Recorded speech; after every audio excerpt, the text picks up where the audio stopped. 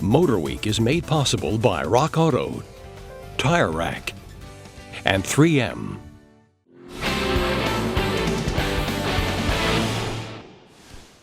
Affordable rear-wheel drive sporty cars are few and far between.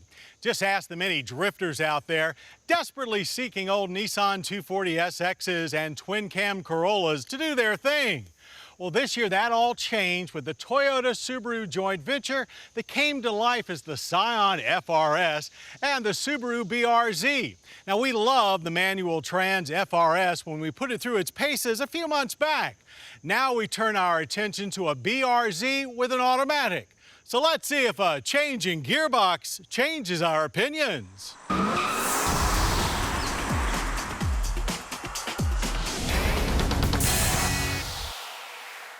Much has been written about the 2013 Subaru BRZ and its platform mate Scion FRS, bringing the return of the pure sports car type to the market.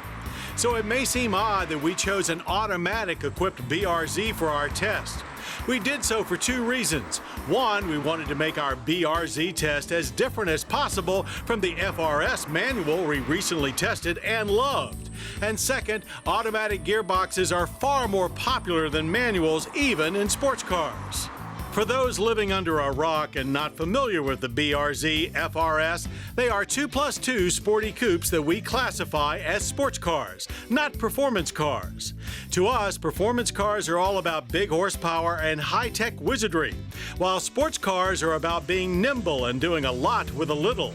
Much like the Genesis Coupe and V6 Mustang and Camaro, the BRZ is not overly performance-oriented, just plain fun to drive.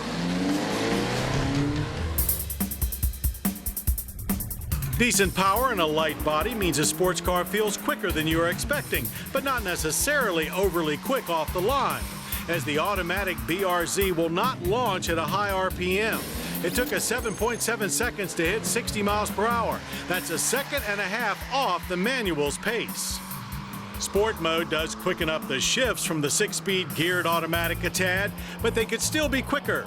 It does feature rev matching on downshifts, and you'll have to live in the upper range of the 7,400 RPM rev band if you want to see any significant power. But it sounds great when you're up there thanks to an intake-mounted sound generator that really brings the noise into the cabin. Finishing out the quarter mile takes 15.9 seconds, hitting 91 miles per hour as you trip the lights. And throughout the journey, the BRZ is plenty solid, even as you approach triple-digit speeds.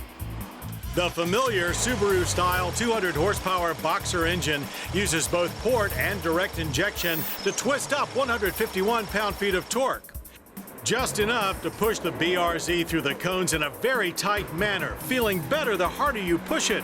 And despite the low power numbers, there's a lightness to the rear end that has us wanting to seriously take up drifting.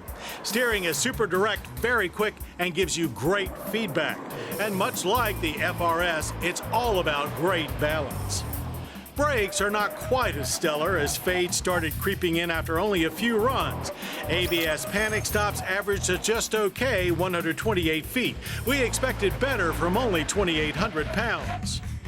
The back-to-basics approach makes its way to the inside of the BRZ as well, though brighter trim makes the cabin feel more inviting than the FRS. Still, this is a sports car, so you sit very low, and the interior is intimate, especially for backseat passengers. No matter how you drive, you will feel very connected to the car thanks to that ultra-responsive steering. The ride can be a little rough at times, but any softer, and it wouldn't be as much fun.